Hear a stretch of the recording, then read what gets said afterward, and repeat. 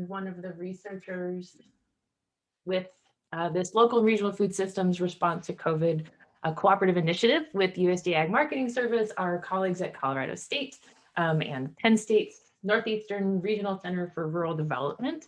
If this is your first time joining us for a webinar, this is, I think, number 5.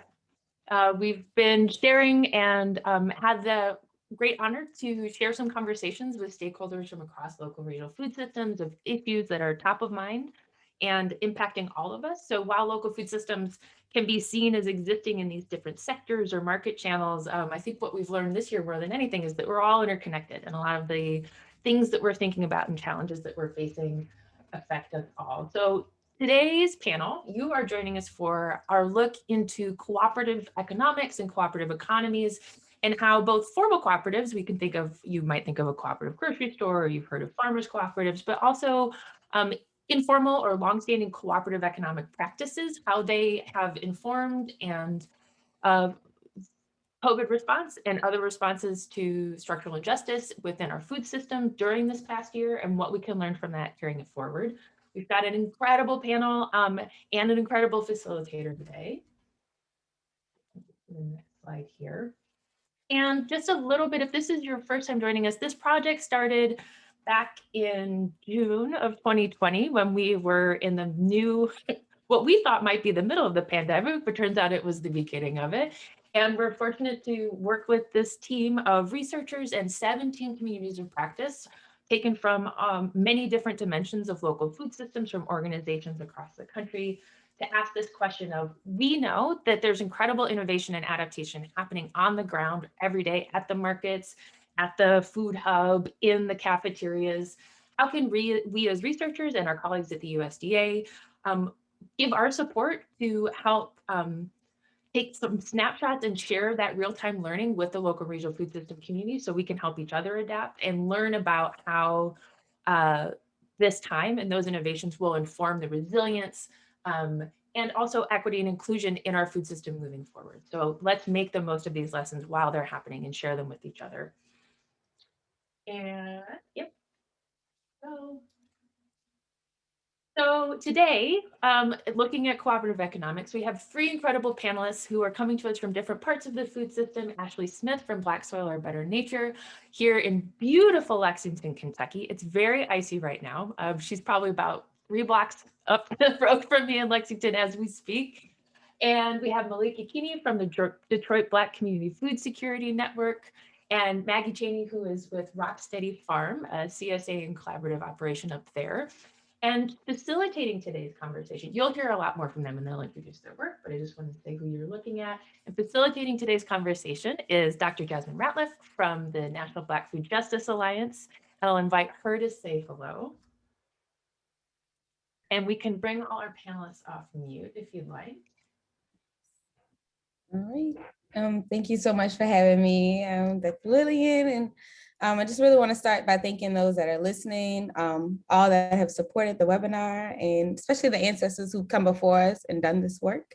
But now I want to really thank the panelists. I'm excited that y'all are here and taking your time out of your day, but just excited that we get to talk about some work that is near and dear to my heart, and that has come before us with plenty of people, not just that we're starting here to have this conversation, but we're picking up the torch. So before we get into that, is it okay if I take it away, Lillian, and just dig in? Okay. All yours.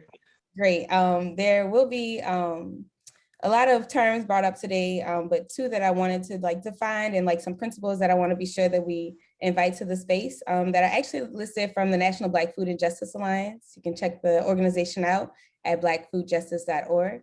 But those, the first one is about sovereignty and governance, and I'll just read it just as it is because it's beautiful. We work as Black people to have the right and ability to control our food through means including but not limited to the means of production and distribution.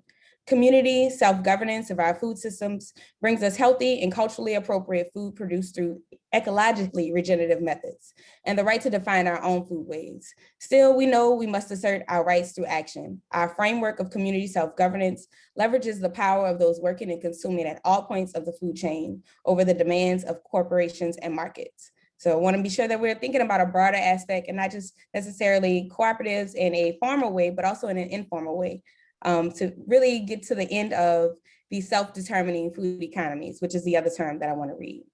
And this is centering into the principles of self-determination and building our collective power. We work to reclaim our economies within the food system. We understand the need to radically shift from a white dominant power paradigm that is dependent on the extraction of Black wealth and the labor for the purpose of resourcing a cooperative food system towards one of Black ownership over all the parts of our labor, businesses, systems, and monetization, including the utilization of alternative food economies, but not limited to cooperatives and shared economies.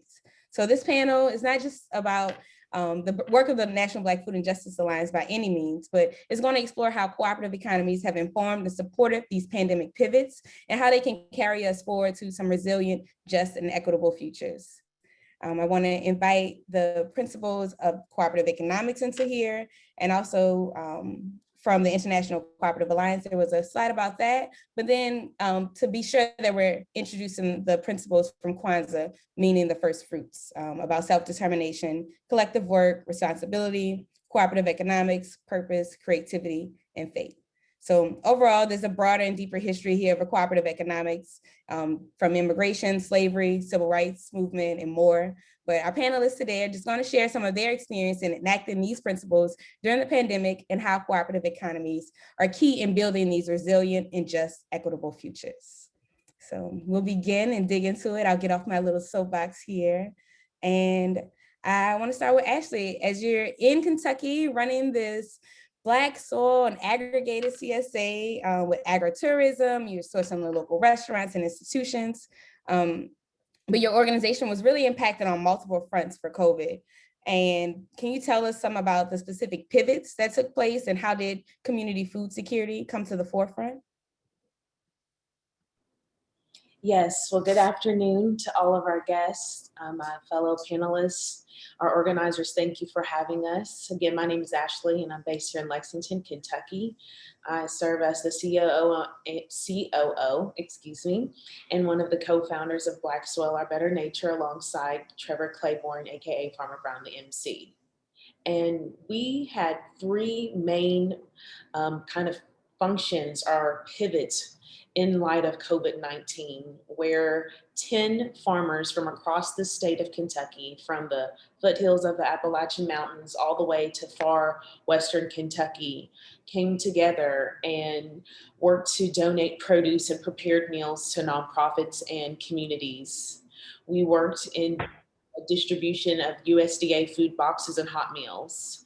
We fed 12 moms in partnership with Black doulas and birth workers and rural farmers across the state for 18 weeks. So we went from being a farm tour, farm to table dinner focus, food bougie, let's get these urban folks, meet them where they're at, to entice them and incentivize them to move into their heritage and legacy as Black Kentuckians into the rural space, to making, direct to consumer CSA programs and initiatives. So we're just really honored and pleased to be here with these esteemed panelists today. Thank you so much, Ashley. I know there's been so much with COVID and the pivoting. It's interesting to hear how you formed from an agritourism site and gathering people to now really meeting the need of the community. So I wanted to turn it to Maggie. So like all of our guests, Rocksteady up in New York has a lot of moving pieces. Can you walk us through some of your model, like how these different pieces fit together with your shared vision and what was most impacted in your work from COVID? Sure. Yeah, thank you so much. Hi, everyone. Very, very honored to share this panel with everyone here, and Dr. Jazz, thank you so much for facilitating. So yeah, I'm one of the farmer owners of Rocksteady Farm. We're based in the Hudson Valley in New York State. We're about 2 hours north of New York City. There's 9 farmers that I work with. I'm just one, so just repping for the group. And we're a worker-owned cooperative, but we're also a CSA farm, a vegetable production farm focused on food access and broaderly, like more LGBTQ rights to both farming opportunities as well as access to food. I have the pleasure of working with all LGBTQ farmers on our land, and that's a huge part of our mission as a farm is to be central to the identity of our amazing farmers and welcoming our farm to BIPOC folks in both ownership as well as just in general education and kind of long-term farming vision that is not the standard white, straight family farm world that we live in. So that's a kind of like snapshot of who we are, but I have the privilege of growing on Schaghticoke land and growing a lot of incredible vegetables in the area. We were able to feed 425 members last year. That was up from 275 the previous year. So that's one of the pivots that we saw with COVID was a huge increase in demand for our CSA. And it ended up meaning that we had a wait list for the first time. We're going into our 6th season. So we're still a young business, but we had never had a wait list in that way. You just, the world just focused on local food in a way that was hugely obvious to us as a small farm. We also saw a really big increase in people's interest in our food access model. We've been a food access focused farm since the jump, but there was a real pivot towards our sliding scale model and people who are on the higher income level actually donating more. So it increased the amount of people we were able to reach on the lower tier of the sliding scale model, as well as increase the number of like fully free shares that we offered to the public. So that meant that about 60% of all of our food went to lower income folks in both New York City and upstate. And so that was a really interesting, amazing opportunity for us to shift more food to people who needed it in COVID, which was incredibly important. There's a crisis going on in all of our communities, enabling us to deepen our relationships with our LGBTQ partners in New York City, working with HIV/AIDS patients and health centers that we've always worked with. But again, interested in this conversation because it's more than just food access. It's more than, feeding into this charity model and just trying to make sure that people see the broader vision of Rocksteady and broader vision of a lot of incredible farms out there, which is more about longer term systemic change. And so although COVID highlights our food access model, I definitely want to talk more about leadership and representation and land access and cooperative economics that really sustains our communities in the long run. So very excited to be here for that. Thank you so much for that wonderful introduction. And we'll definitely get more into those things that make you all who you are, more than the food access point. Baba Malik over here.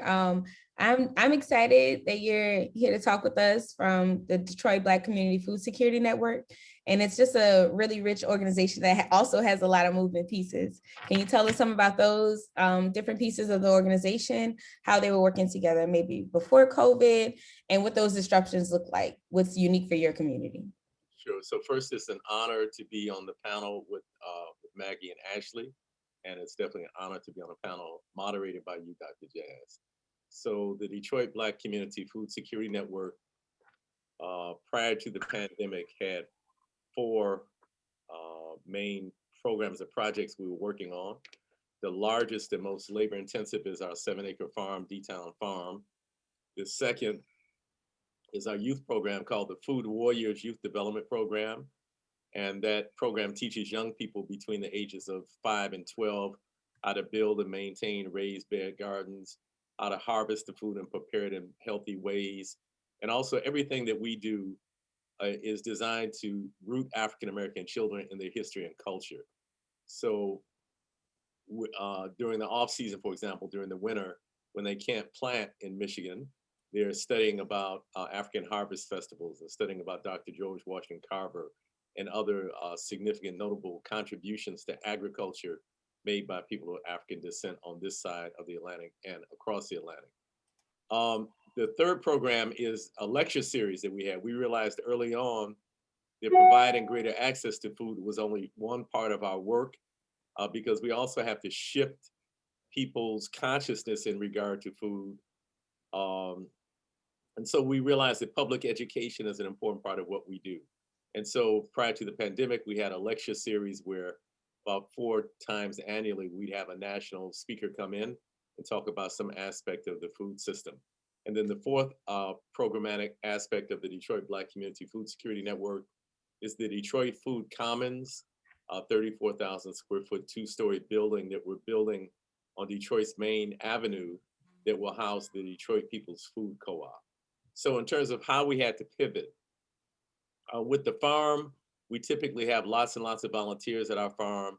And from March until July, we had a policy in place that prohibited volunteers at the farm, period.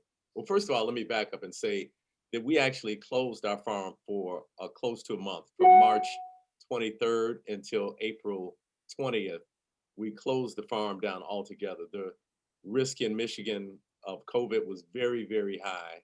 And our board deemed that it was in the best interest of the people working at the farm that we shut down altogether until we could get a better handle on what was happening with the pandemic.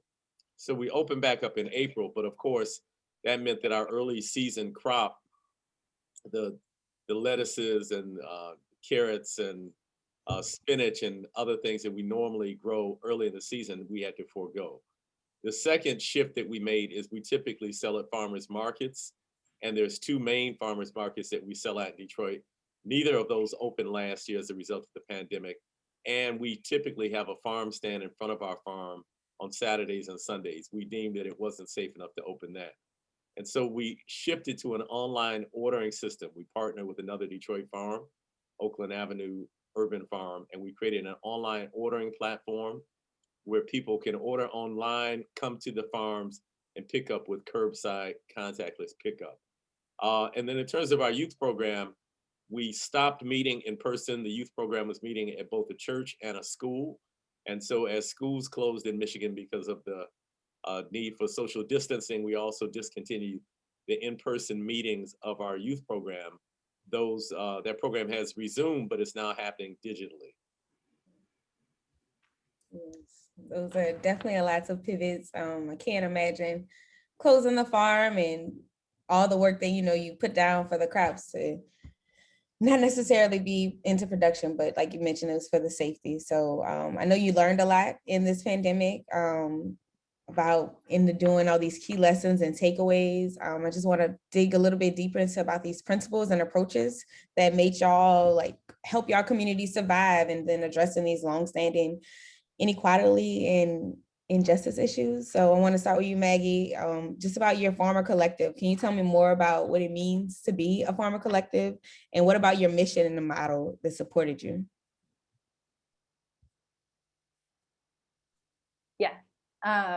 Well, so we started 5 years ago, and we actually, the 3 co-founders of Rocksteady, Angela D and I, we took over a previous farm, and we're able to really start at a pretty high pace in terms of production and access to outlets and stuff like that because of the previous farmer that were working on that land. And we've learned a lot in the last 6 years just about how important cooperative economics and both internally as well as how we partner with other farms, other organizations, other institutions, lay down the foundations for collective funds. It's been a really incredible growth because this is a first-time business owner for all of us. We came to this farm with $500 each. We didn't have access to land. We didn't have inheritance to support us. So it was a lot of risk. And I think one of the ways that we navigated that risk is just in our community, our networks, in leaning in and asking for support, of working with business consultants to support us along the way. And we were given financing through what's called the Working World. It's a cooperative funding stream that's now also called the Seed Commons. So it's a localized fund that we got our first loan, 120 grand, to get started. And because they support BIPOC and LGBTQ cooperatives specifically, they have a non-extractive loaning kind of contract with us, which puts very little risk on the individual farmer. And assuming that there's not a lot of resources to back those farmers that they're working with. And I mention this because it's tied in with our, how we've been able to survive, is like leaning on that loaning institution, which gave us like financial stability. It gave us like financial consultants to get through the last 5 years, and really gave us a lot of support, not like a bank, not like FSA, other large institutions. And that kind of cooperative model of financing, plus cooperative kind of ways that we work with other farmers and outlets and networks in the Hudson Valley, which we're so lucky because there's so many incredible farmers in the Hudson Valley. A lot tied to the fact that we're so close to New York City. And that is all a part of our web, right? That's our network, that's our support system. And it also has allowed us to become like a stable model of a cooperative farm, so that we can then look internally and try to create the most beneficial and supportive, like internal, like farming experience for our really diverse group of farmers. And I think the importance of creating opportunities for more marginalized people to be in positions of power, such as in a cooperative, to learn business skills, to learn back end, to have more cross training, is a more resilient model. It's, if one of us gets sick, if we get in a tractor accident, if one of us has mental health challenges, which a lot of farmers do, there's a group of us to support that and to hold the business going forward into the future. And so if that farmer needs to take some time off, a couple of years, if there's a serious injury, that farm doesn't then go under. There's a whole group holding it together. And the resiliency of models like that, instead of the traditional kind of, one farmer at the top, all the pressure on that farmer to exist and sustain all the challenges that come with farming, it's critical to have an alternative to that, because that is not resilient. That's why you only have people who have tons of resources on like surviving that systemic issue that is, farming is so hard. We have everything against us. So it's just, you need to be able to create a diverse array of different farms out there, and we're just one model. But the act of farming and climate change is a challenging thing. So being real with like what is needed to make it really doable for not just the people in power and traditional wealth and land access, but with people who don't have support networks like that, the financial way that historically white people have always had. So I don't know, co-op is like an incredibly close thing to my heart. I believe in it as a farmer. I'm a second generation farmer. I grew up farming. I've seen the challenges. It does destroy people from this line of work. I don't want to see that in the future. We got to keep feeding our people. So Yeah, that's all I got for the moment. Thank you so much for sharing, especially about the seed commons and the financial piece, how you all were able to access land and cooperatively put in with low risks to individuals. And you mentioned something about like shifting like positions of power. I know Baba Malik, you mentioned as well, like shifting the consciousness of like society and things, but like, can you mention more about some fundamental shifts that you made when the markets closed? So when you mentioned the farmers markets in Detroit didn't open back up and you moved to online ordering systems, like how did that relationship that you had established with the community prior to the pandemic play into moving Detroit Black Community Food Security Network just online? And were you like able to respond with the network because there were also like civil disruptions along with COVID? What type of results did you learn from there? There was a lot going on in Detroit last year. So let me go back to my earlier comment about closing down the farm because I want to give some context for that.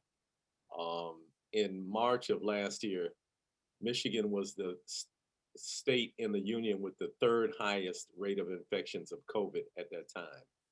The county that we operate in, Wayne County, was the county in the state with the highest rate of infections. The city that we're in, Detroit, was the city in the county with the highest rate of infections. And so, and people in Detroit in March last year were dropping left and right. Like on my timeline on Facebook, every day it was just, numerous people that we knew, that were dying. So it was a very, very risky situation. So we were balancing, on one hand, in times like this, the need for small, resilient food systems is even more acute than ever. And so we were aware of that. And we're also aware that we have part-time staff working in our farm that we're not able to provide health benefits to. And it just was not fair to subject them to that level of risk. So again, we lost a month in our growing season, but we quickly picked back up. Our overall sales were down. So the shift, definitely impacted our sales because most people like to actually pick up their produce and look at it and feel it. And, not being able to do that, not being able to interact with it in that way, I think impeded some of our sales. But also most people just are not yet used to doing online purchasing of food. I mean, increasingly that's becoming more popular in American society, and probably it's the trend of the future. But at this point in time, there's still, I would venture to say, the majority of people in Detroit at least still physically go to a grocery store to buy their groceries. And so it was kind of a new paradigm that we were asking people to shift into, and we had nominal success with that. Also, Detroit is also an epicenter of activism. And as you mentioned, in the wake of the George Floyd murder, there was a tremendous amount of activism in Detroit. And the main way that affected us is some of our farm staff was deeply involved in the leadership of some of that activism. And so the farm staff had to balance out their larger community obligations with their responsibilities at the farm. And I'll end by saying that we did, we opened back up in April 20th, and then by July, our policy became more liberal, I'll say, where we started allowing a limited number of volunteers, and then we modified the policy again in September. So we monitored how COVID was evolving, and our policy shifted as COVID was evolving. Thank you. Thank you for sharing. I feel like it's definitely been a big, shift in moving online. I was thinking about the same thing that came up in the chat about this digital divide. There's a clarifying question here for you, Baba Malik. In moving to the online platform, did you ensure that there were access to customers who don't have internet access? So what about those? We didn't, and we were aware that was a hole really in the operation. We just didn't have the capacity to fill that hole. And again, keep in mind, this is something that all happened very quickly. It's not like we had, none of us had 6 months in advance to put a strategic plan in place. And so it kind of hit us and we had to respond immediately. So we were aware, as we've been aware in Detroit for a while, of the digital divide and how that impacts many things, including education. So we were aware that going to an online platform would exacerbate those disparities that exist between those who have good, strong internet access and those who don't. But frankly, we just didn't have the capacity last year to address those who didn't have internet access. It's understandable. And I think that's a big capacity issue for many organizations. I know I worked for an organization going virtually online with school. So it's definitely difficult getting hotspots and iPads and, devices to students who never had access before. Also, another question to clarify, were people able to use EBT or SNAP benefits when doing the touchless pickup, or were they able to use it before in the market? I'm sorry, and yes, in the markets before they could use EBT cards. Mhm. And usually the market master would handle that, not the individual vendors. So we don't have an EBT machine yet. Well, hopefully we'll have one this year. But because the markets that we had been at accepted them and then we kind of exchanged tokens, that was working out well for us. But again, in the absence of those markets last year, we weren't able to offer that. Absolutely. Thank you so much for sharing that. I know that EBT usually is a market type of paperwork and, the red tape where they do the token exchange and the match or I love the double bucks program for things like that. So thank you for sharing the lessons that you learned, things that would have made it easier, in the pandemic. But I wanted to think about actually with you in the statewide aggregated CSA, like that is a major pivot, like still maintaining these community ties. Can you tell us more about what you've learned disrupting this model that Maggie mentioned, this white supremacist one model, one farmer, doing it all? Like, if you have any advice to share about sharing the work and maybe finding strength in numbers as farmers?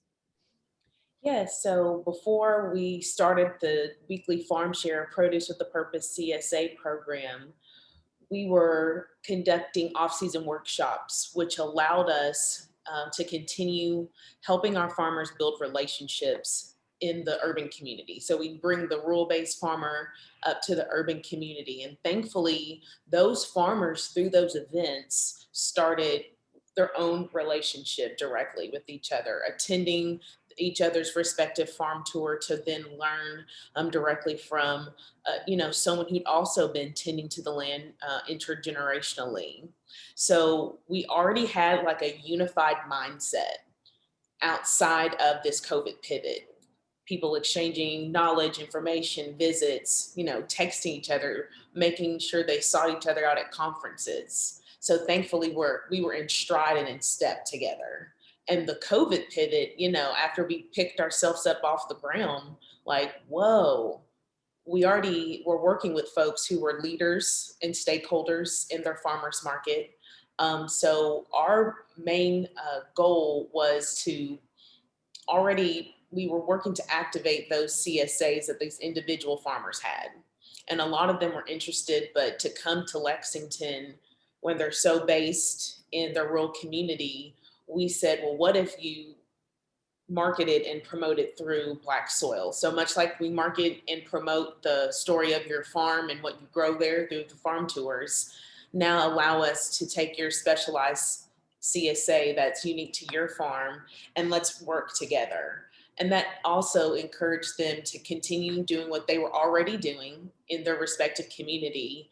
And it allowed us to get dip our toes into what we now, understand as strategic sourcing being the primary kind of business model in which we work towards. But it also calls up even more farmers. It calls up the need for more year-round growers, because the demand that we're receiving is quite high. We run a year-round indoor farmers market. So our pivot has literally expanded on the goal, and dream was always there. But, now I sit in our seed to shelf fulfillment center where we've talked about, before you put the seed in the ground, we were just simply working to be matchmakers through events. And now we're actually standing in the gap and saying, on behalf of Cleve's Family Market, Miller's Farm, Made in Kentucky Farm, Majestic Green, we will, market your products from our website and our retail outlets in Lexington, Louisville,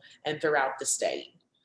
So it has allowed us to, again, continue the practice. So our hearts were aligned, and then our actions through collaboratively bringing forth this Produce with a Purpose weekly farm share program. Much like in our vision. So our mission is to reconnect Black Kentuckians to their heritage and legacy in agriculture. And oftentimes in Kentucky, we work against invisibility, erasure that is historic and current, disparities in opportunity and representation. So we represent 1.4% of the overall producers. So that's 70 out of about 77,000. That's less than 450. And I'm remiss to truly, as we've been on the ground doing this work for 4 years this August, that many Black producers across the state. So again, that is our mission that has, taken like a turbo supersonic shot to the arm. What I thought was going to take us 5 to 10 years, we snapped it together in mere weeks. And now I'm still like, now how did we get here? But I saw, COVID is not going anywhere. The desire to eat local year round is not a trend, it's a lifestyle. And thankfully, though we hadn't been on the ground per se in a CSA model, we were out there kind of hitting all points of the state and helping people be remembrant of the enslaved men, women, and children who cultivated hemp, tobacco, equine, and distilling, those factory floor industries that make Kentucky what it is and what it was. So, 2020, all eyes were also on Kentucky in many other ways. Filtering through the heightened awareness through the tragic loss and of Breonna Taylor and the subsequent result of that through Attorney General Daniel Cameron. So Kentucky and our ability as Black producers to work together and create community. And, we always say if Mother Nature can't see who puts the seed in the ground, then why do we have such enormous disparities in agriculture? And so we're just wanting to use whatever pivot of our services, products, and programs to continue uplifting that we can utilize agriculture as a great equalizer for all people because everyone has to eat. And simply we've done that again through events, and now it's really putting it into practice by getting that seasonal produce and local meat into the hands of households, institutions, and small businesses. Thank you so much for the work that you're doing, the work that's done, the work that's continuing. I really enjoy your terms, the produce with a purpose, the seed to shelf, all the models that you've been implementing. Like you said, like, how did we get here? You stepped in and filled the gap, just like you mentioned, showing up for the community and supporting and uplifting. So this has been amazing. I just want to dig a little bit deeper maybe into about these like unique partnerships and like the resources that y'all have experienced during this pivot. So you mentioned like COVID is a catalyst. It's been like people to realize like how volatile this globalized food system it truly is. I know it's sparked yet another wave of the victory gardens, the community gardens, our home gardens, and increased access to the CSAs. So specifically for you, Baba Malik, in Detroit, how has COVID catalyzed your plans moving forward with establishing the People's Co-op? Why a grocery cooperative? So again, even prior to COVID, we were totally committed to the concept of cooperatives, both formal cooperatives, as you said in the initial framing, and cooperative practices that have existed in our communities for a great deal of time that might not be formal cooperatives, such as mutual aid societies and things like that. So our analysis of why co-op's important is rooted really in our analysis of American society. And I have limited time, so I'm going to try to keep this like really brief and just say that there's two huge issues that that impede everyone in American society from having access to high quality food. And the first is the system of capitalism that puts profit as the primary motive for the food system. And so, again, the problem is not in this country that there's not enough food. There's farmers who are letting food rot in the fields or pouring milk away because of the economics of farming. It's not that we don't know how to produce enough food for everyone. It's that there's not the political will. It's really a question of who's considered worthy of food. And so our organization has the position that access to high quality food is a human right, that regardless of what your economic standing is, regardless of your religion, regardless of your gender, regardless of your sexual orientation, regardless of your so-called race, that if you are a human being, you have the right to have access to high quality food. The second major problem from our analysis is this problem of the global system of white supremacy, this system that grew out of colonialism and imperialism that took the descendants of Europe and distributed them around the world in various places, such as in the United States, where they created this settler colony that we now call the United States. And so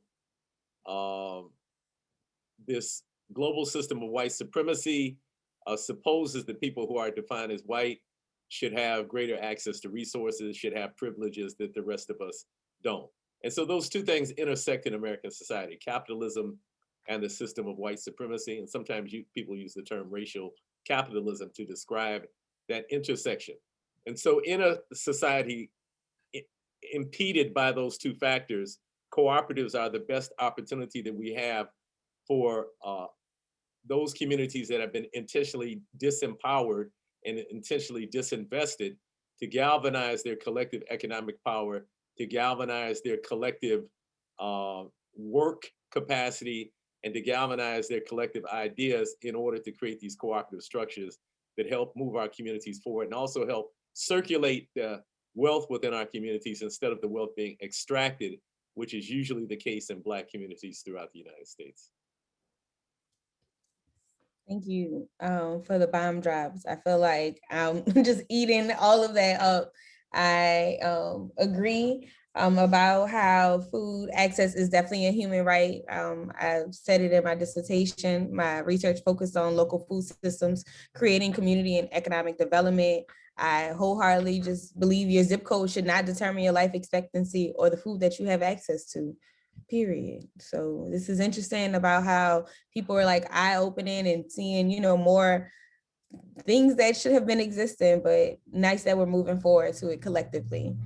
So Ashley, I know with this wake of consciousness, I know you may have been responding to an overwhelming request of Black-led organizations with just navigating these daily traumas of seeing, you know, what are they asking and how have you responded? What have you learned about this? You know, what do you have to share with us? Yes, so again, watching the pandemic unfold from the very beginning, it's so odd. So Breonna Taylor was murdered like the same day the shutdown started in Kentucky. So that story was widely overshadowed, but I remember seeing her picture in a very brief snippet of a news coverage of it. And then also paralleling the racial disparity and just listening to the experience in Detroit of how the overwhelming fatalities early on with COVID were Black Americans. I think it was like 1 in 5 early on, if not higher. And as soon as folks started kind of putting 2 and 2 together that it was overwhelmingly affecting people of color, or especially Black Americans, there was a large push to reopen the economy without question. So that was kind of a first indication of how this was all going to go down. And then as we continued to watch, as we sat in our houses, you know, paralyzed with like, what is going on? Person after person after person falling to police brutality or senseless racialized violence. And, you know, May 25th with the death and loss of George Floyd, then just the absolute peak of, I think, people just not being able to truly comprehend and understand how these concurrent pandemics can be happening. And many business entities who, again, Black Soil has been in business doing this work since August of 2017. So there were many conversations that we were having and were active in trying to tip the tide of institutions, organizations to get their attention, to perpetuate market share, to really link in to long-term business opportunity for our Black farmers here in the state. And there was this immediate awakening and understanding that many of those entities and corporations, months or years before the large corporate response of Black Lives Matter statements, funding pledges, budget, percentage pledges for amounts on shelves, lecture, opportunity. So all of a sudden representation is at the tip of everyone's tongue. And it was a lot to wade through, because my sustained wound was it didn't have to take someone losing their life for us to really get here. And for you to see the people who have been in this industry, especially here in the state of Kentucky, where you can turn on the news and understand that Keeneland has billion-dollar sales in equine and horse sales that was built and harnessed upon young teen Black boys serving as jockeys and trainers and groomsmen in the early days of American horse racing here in Lexington, Kentucky, where hemp was married to cotton, where enslaved Black men in Kentucky would harvest and break the hemp that would then be used to bale the cotton in the bags. So the physiological, the political ecology of Black agriculturalists, not only here in the state of Kentucky, but nationally, were deeply connected. And we had been talking the talk. And, thankfully, and sadly, many Black leaders understand about how to be resilient at all costs, even if it at times can be a cost to yourself. So we sustained and answered a lot of calls, emails, got on a lot of conference calls, Zooms, established some things, or working in cracking into larger institutions, but we're also still coming up against many barriers of people who place our name in recommendations for commissions, but when it comes time to cash in on the economic opportunity in which they speak about our organization being the example for, it's met with, well, HR and legal says that, we can't make any modifications to the program. So I say all of that to say it is, if you are in those positions from a corporate or a municipality or, a federal agency, please be mindful that you're speaking to people who are working through many wounds and traumas on a daily basis. And if you're especially a Black American working in agriculture, you're sustaining a lot of day-to-day traumas that it's hard for you to put into words at times what your experience is, because it can come at you so quickly. So in spite of all of that, we are still here. We're learning how to breathe, prioritize, read motives, understand what the incentive is for the asking organization versus what our ability is to harness collective power and economic inclusion for the farmers and culinary artists and makers that we represent. Thank you for sharing. I feel like I'm learning as much as you're giving out. This is so rich. I feel like you mentioned this concurrent pandemic. Like there's so many things that have been happening that I know my community and people around me have not had the time to process things that are going on. So just being mindful of the ask that we have of everyone. Thank you for that. And I wanted to get back to Maggie, when you mentioned earlier, maybe about your demand doubling, there's a wait list now, you thought more about the shared economies where people on the wealthier side or sharing more resources with the less fortunate, with the sliding scale that you all have with your organization. I know that you're more than just a farming organization with Rocksteady, and they provide the vegetables with the subsidized pricing. Can you just give us some more detail about these food access programs and like the partners that you're working with, and how's it looking, now and before COVID, and what do you think about moving forward? Yeah, sure. I also just want to honor Ashley yeah, just how vulnerable and open you are with your experience this year. I just want to like, just give you that, yeah, space to be real with us on your experience. So I honor that. I thank you for, yeah, just sharing with us. And I think also as like, I resonate with you as like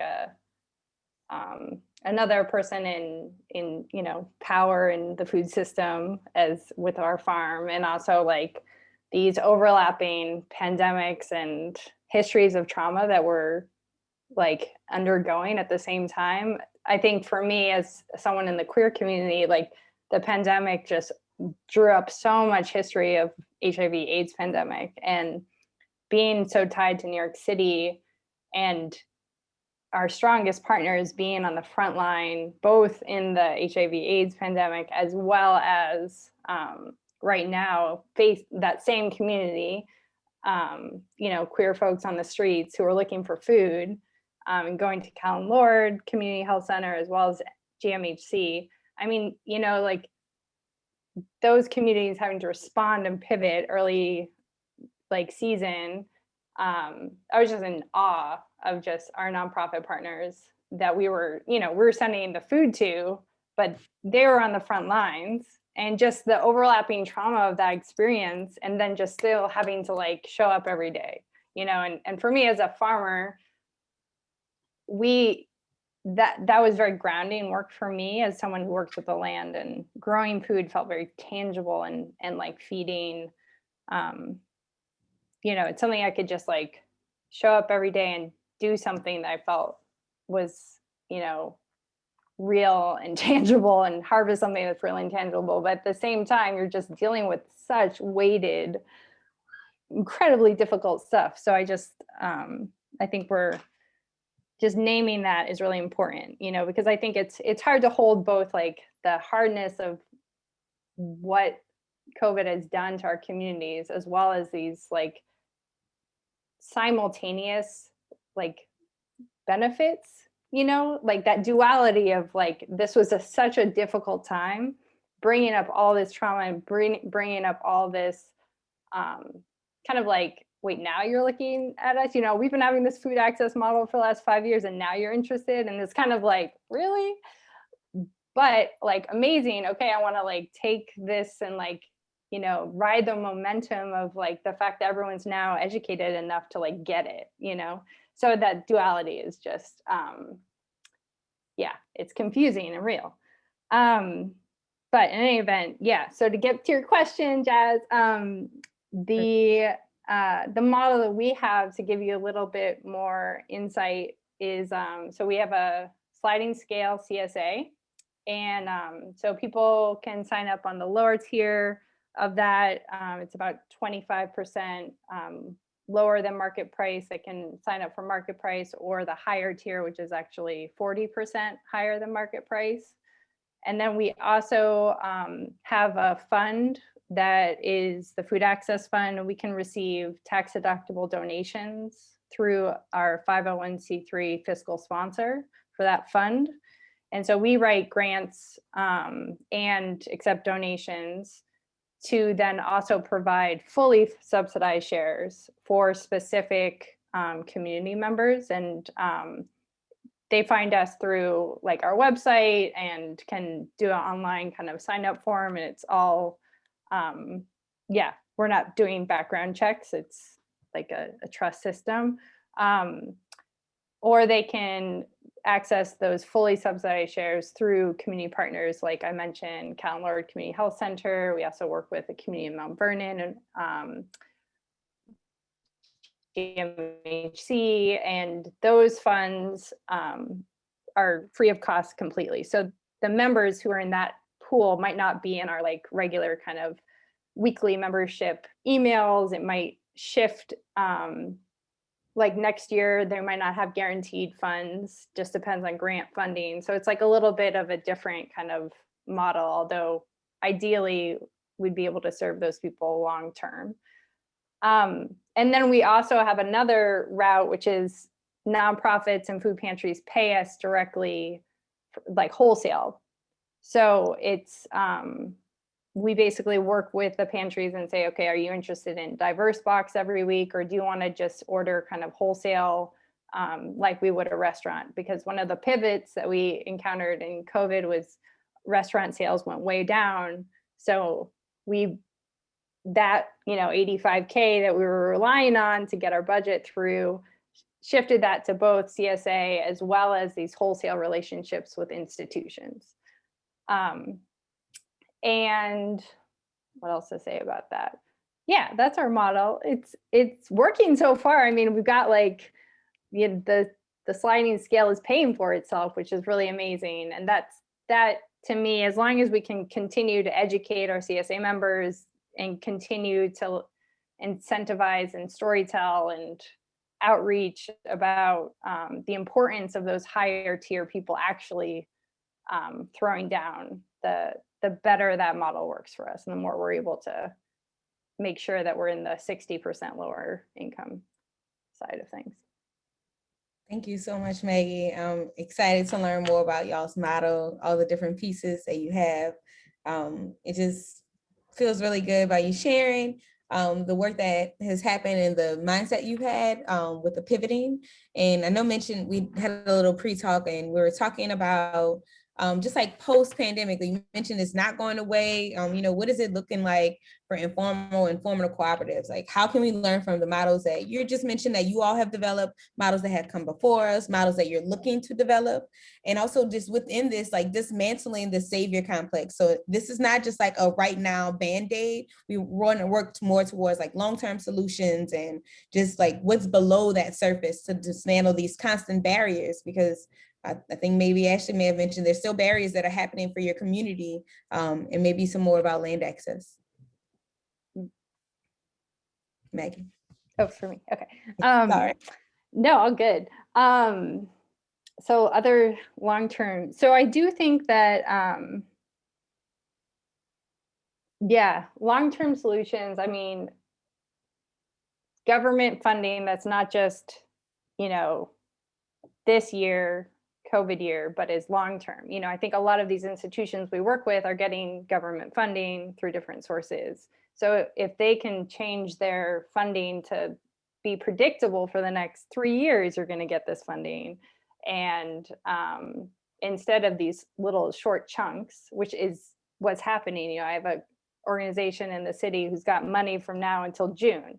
So they're like, we want to buy as much as you can send us, but then no guarantee after that. So that doesn't provide support for us as farmers, doesn't provide like a system that's worth investing in on their end in terms of staffing and systems. So having longer term contracts. And also one thing that I felt was important is if we're going to continue to try to work on food access within our communities, is also gaining control over the funds to which the food access programs are running. So in a collaborative way, we started a regional food sovereignty fund with Glenwood support. And that was a way to channel funds to like a collective pool that then marginalized farmers, BIPOC, Indigenous, queer folks could apply to gain access to that fund, so that it's not just relying on the same kind of like government funding to food bank. Food bank is the model. Everyone has to run that route, but there's like an alternative where we're kind of trying to gain more control over the fund itself. Black Farmer Fund is another great example of that too. In this year, China, like they just took huge strides in that way as well.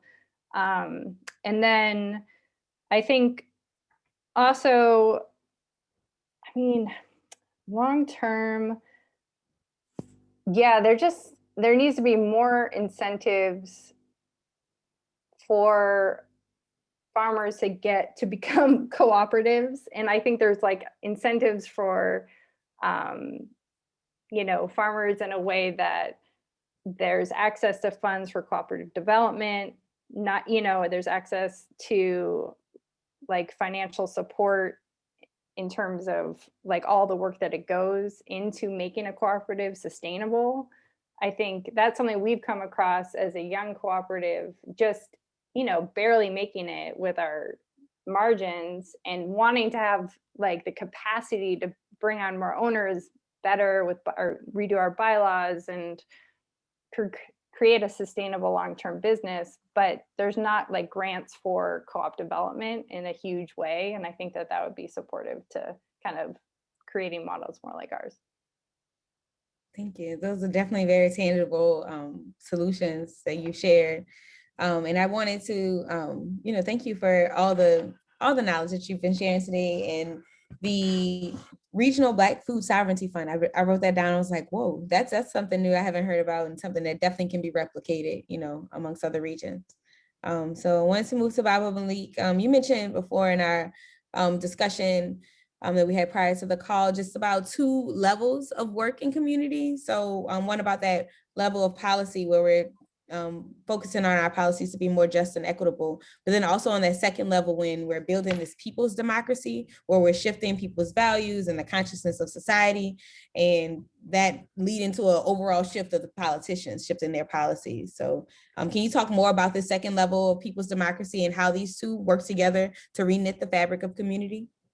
Sure. So let me start by saying that I'm not a reformist. That I think that America is so deeply mired in problems that can't easily be fixed that it's going to take a massive overhaul and redistribution of wealth to see anything approaching justice in the society. One of those problems is, of course, the problem of land and the problematic history of the settler colonists that came here from England, Spain, and France, and essentially gangstered the land from the indigenous population. And so as we're looking at how we create justice, this is one of the troublesome factors. So I'm saying that to say that my perspective is not guided by a desire to see a softer, gentler form of capitalism, but it's really guided by a desire to break our relationship with this oppressive system. So I would say there's 2 main levels of struggle overall, when you're trying to create a fair and just society. And the first would be what I call resistance. That is that there's things you don't like that are happening in society, the things that are contributing to the disparities that we see, the economic disparities and disparities in who has access to privilege in society, and disparities in who has access to high quality food. So we identify those things that we don't like, that we like to see changed, and we can call that type of struggle resistance. And sometimes that resistance takes the form of people going in the streets, as we saw after the George Floyd police murder. Sometimes that resistance takes the form of people trying to change policy. And so I just want to put this policy work within a larger context, that it's not just the policy work by itself, but it's policy as part of a larger movement of resistance to injustice. And then the second major pillar of struggle has to do with us envisioning what it is that we want. If all of a sudden, magically, all the systems of oppression were to disappear, what is our vision for what a new society might look like? And we think that we have the responsibility of building in microcosm examples of what that new, more fair, just society should look like. And so we have these kind of 2 pillars, the pillar of resistance to what's wrong, and the pillar of building and creating the microcosmic examples of the type of society that we like to see come into being. And so I really have focused most of my work, and our organization has focused most of our work in that second bucket. Although policy is important, that's not where we put the majority of our efforts. We really put the majority of our efforts in developing a sense of agency within our own communities, and developing democratic mechanisms so that people can once again be able to exert control over their own lives. And so that's basically the kind of thoughts that frame the work of the Detroit Black Community Food Security Network. Thank you. These thoughts, these framing, I feel like this is like really putting it into progress for the future. But I just feel like all the work that you've done before and the work that you're mentioning about just changing the mindset is going to take some time and some cooperation amongst just not just farmers, but people in the community who, like Ashley mentioned, everybody needs to eat. So One of the things we're trying to do, frankly, is we're trying to radicalize the food movement, and different people come into this work from different perspectives and from different life experiences. And some people think that, just if we have more farmers markets and more organic farms, that, everything will be groovy. But it's a much more complex situation than that, that is rooted in, again, the fact that America is a settler colony. It's rooted in the fact that America has a capitalist economy that concentrates land ownership and wealth in the hands of wealthy white men usually. And so we have these really fundamental problems. And if we're serious about justice, it's going to take a fundamental shift in power to achieve real justice.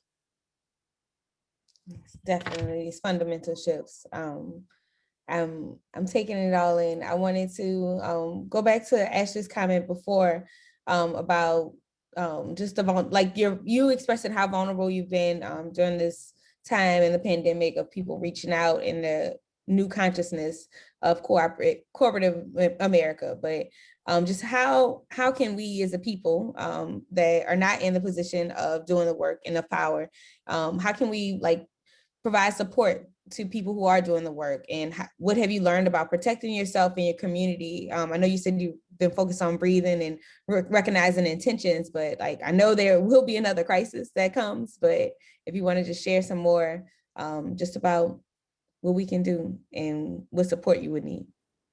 Yeah, so one for sure is understanding that it's not a trend.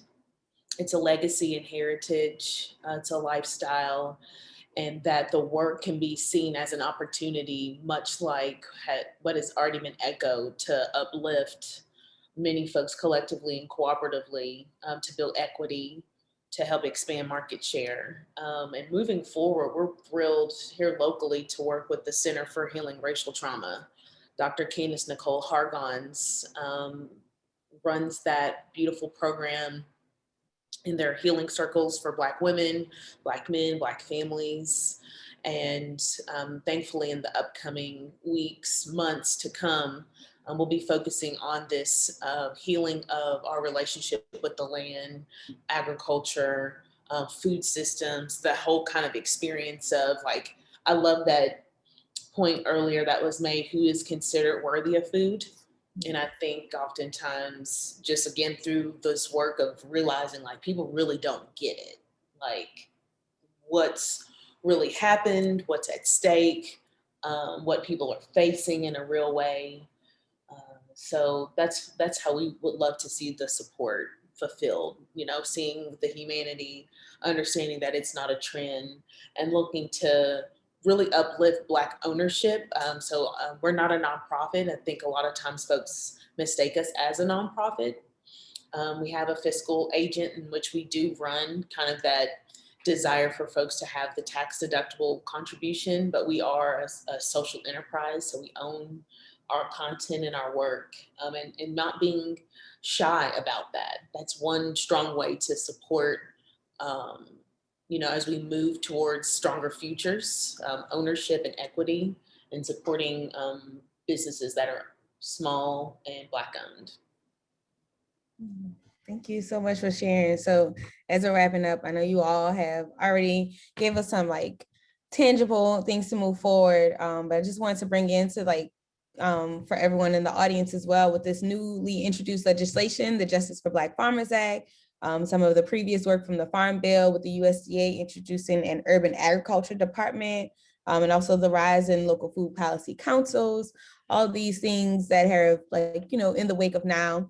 But just in regards to cooperatives, are there any specific policy recommendations, programs to support some additional advocacy for funding that would feel meaningful to this work? And I know Baba Malik, I just want to be sure before I put my last touch on it, to see what are we going to do to take care of ourselves to continue the work, and then how are we going to keep providing care to those doing it.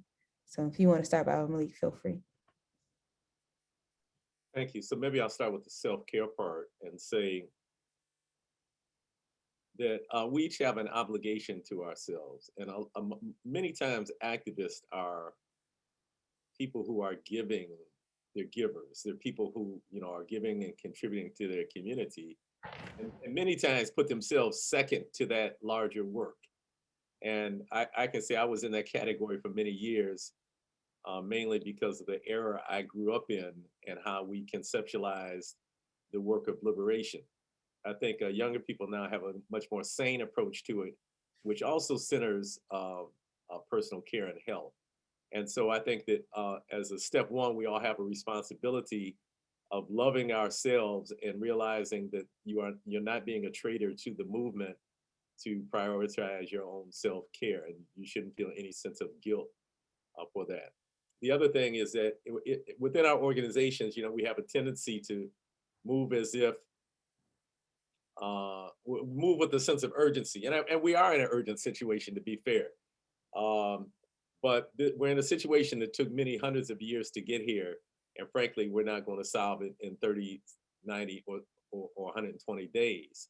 And so, figuring out how to move through this very complex situation in a way that doesn't uh, that we're not moving as if we're a tractor or a truck or a piece of machinery, but that we are realizing that we're human beings, and that while we're trying to create a new society that is more the embodiment of the values that we hold, that while we're doing it, we still have to live lives that have high quality. And so just balancing those two considerations on a personal level and an organizational level, I think is important, figuring out how we build into the organization the spaces that people need to stay sane and balanced and healthy. Um, the first part of your question was in regard to co-ops and funding. Was that what it was? I'm sorry. Yeah, just about any specific policy recommendations Policy. regarding co-ops to support them that would feel meaningful. I don't have specific recommendations, but I'll say I have a general recommendation, and that is that the American agricultural system and the American food system is controlled by the corporate sector. And so what we need generally is a shift from big ag, big food, corporate control ag to small scale, locally controlled, regenerative farms and food systems. And so we need to begin to make that shift generally.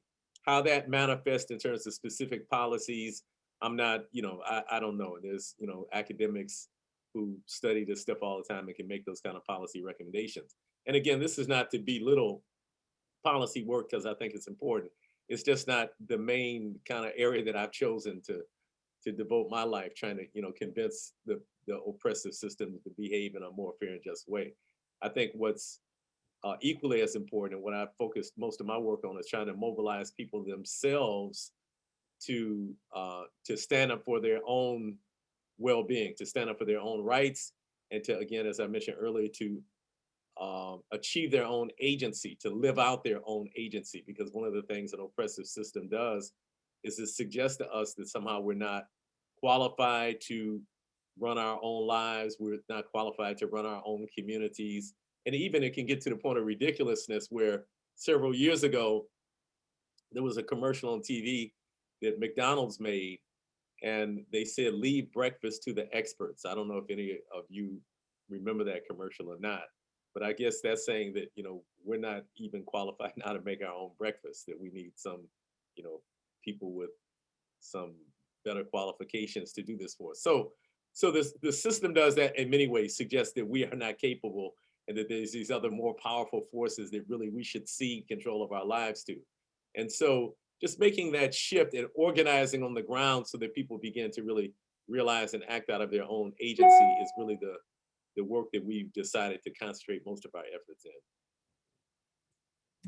Thank you so much for sharing your insights and the general direction that we need to move as society. I want to invite Maggie and Ashley, if you have any comments before I continue the conversation and open up the chat box. Okay, Maggie. I would guess, can I say one thing? Of course. Just about like, Malik, I was really, with you when you were talking about just changing the workspace mentality of like being ashamed of caring for yourself, and and I feel like that's especially true in farming. I think there's ingrained in like American farming society is just this workaholic, like kind of do or die kind of thing that just is the norm. And I find that in so many ways, like our approach at Rocksteady is to counter that, to just focus on collective and self-care and be really intentional about that, because it's so different than what's the norm. It's the norm is to work 16-hour days every day. That's just what you do. And that's just not sustainable. And it's not what is going to provide our communities health and well-being. And I feel like it does take a lot of intention though to shift it, because it's internalized in us. It's just something that we live and breathe even if we don't want to. So I just want to kind of put out there this just hope that other farmers can really lean into slowing down at times and taking vacations and these things, and just like caring for each other in the workspace and being vulnerable, and not kind of lean into this norm that is so unhealthy. That's just another. Yeah, Jasmine, I want to say something else about policy. And I don't have a lot of information on this, but I'm told that the city of New York, and maybe Maggie, you're nearby, you might have some knowledge of this, has an office now where they're providing money to help worker owner co-ops in the city of New York. And so those types of things where municipal and state governments make funding available, again, to shift, the point of power from the corporate control back to the community level. And so cooperatives are a way of doing that. So, that could be one concrete thing that other cities can replicate, creating offices to provide funding and promoting cooperative development. The first thing is our elected and political leaders have to see it as being something of value. In fact, not only something of value, something that's necessary for people to make it through this time period. And then once they realize that, once they have that understanding, which typically politicians get an understanding, not just because they're so smart, but because the people pressure them, right? So we have the responsibility of pressuring politicians to get an understanding of the importance of co-ops and how that can create a more just and equitable economy. And then specific things can be put in place on the state, municipal, and federal level to be more supportive of co-ops. Thank you. It was amazing. I feel like there are some action steps that I actually gleaned from a post that you made in 2020, Baba Malik, about some steps to move it towards these self-determining food economies, about demanding respect from merchants that are not from our community, stop bleeding out the localized economies, building these cooperatively owned businesses, practicing these group economics, expanding and protecting Black land ownership, producing more and consuming less, and just what you mentioned about demanding more equitable government policies. So ensuring that governments are supporting and understanding the importance of cooperatives, and then reparations for sure. I wanted to be sure that I mentioned some things to continue the conversation before I go to the chat. In the beginning, I believe Dr. Lillian put in a book that I am reading and digesting, Collective Courage, A History of African-American Cooperative Economic Thought and Practice by Jessica Gordon Nimhard. And she builds on and expands Dr. W.E. Du Bois in his important work. So this is something really important to check out. Also, Dr. Monica's White, Freedom Farmers, it educated me on all of the work and civic engagement that ancestor Fannie Lou Hammer led in her community with cooperative economics in Sunflower, Mississippi. Then also Dr. Shantae Reese's book, this is the last continuing conversation piece I would love for you all to check out, Black Food Geographies. It really told a relatable narrative that's in Washington, D.C. set there, but it tells about all food landscapes, how they have changed drastically with the globalization of food. And when you mentioned about Malik, about bringing this back to localizing food systems, I just know that that's the wave. A colleague recently reminded me, Randolph, that what we're doing is not new. The conditions have just changed. So I want to be sure people check out the Federation of Southern Cooperatives. They've been around for over 50 years. And of course, the National Black Food and Justice Alliance, the work that we're doing on a national level, but all these panelists, all the work that they're doing has been more than amazing. But I know that we have some burning questions in the chat that I don't want to miss out on. Lillian, did you want to highlight any of those? Yes, thank you all for an incredible time together. I've just been like drinking it in. We have some questions, but before I do those, if you all would be so kind as to follow this link to an evaluation survey. We have been doing these webinars. If this is your first one, if you attended several, please let us know what your experience has been, positive, challenging feedback, all sorts of feedback. Let us know so we can see how to do our remaining webinars better or communicate to our partners on the value of this kind of conversation. So please, please, please fill that out. And then I want to go and thank everyone. You all have been busy having a fascinating conversation on the panel, and there's just been a wealth of resources and conversation in the chat. Thank you all so much.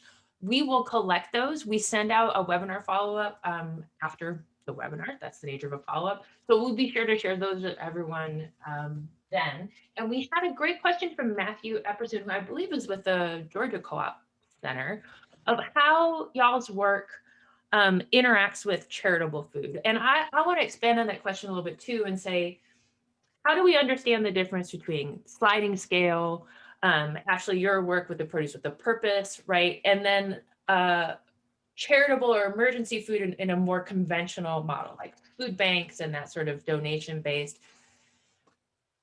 How do you navigate your work through that, understand your work in relationship to it? And also, well, I'll leave it there and then I might have a follow-up question on that too. I think about this a lot, but I think it's important to just know the difference of like when you're engaging with the charity system that's not necessarily creating long-term systemic change, and when you're like putting energy towards systemic change and like land access, economic opportunity. And it's not that you shouldn't engage with the charity system that exists in our country because it's feeding a lot of people and it's a system that is actually working in a heightened crisis time in some regards, but it's not necessarily fixing the problem. And I think that's like a first step, is just acknowledging what you're actually doing when you're engaging with that system. And I also think it's important to try to, like Malik was saying, localize, make it small. Right now the charity system in our country relies highly on large ag and overproduction. So if you can make that system more localized and shift the dollars to more marginalized communities that you're purchasing that food from, then you're starting to shift it.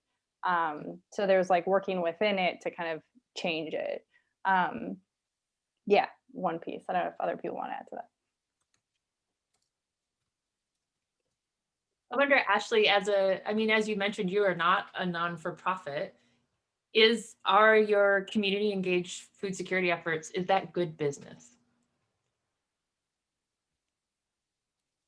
Well, I mean, it's the focus of our business at the moment. It's the place that we found ourselves that we didn't think we would and have had to make it makes sense. So we've not participated in the level of like a Feeding America or Feeding Kentucky, God's Pantry.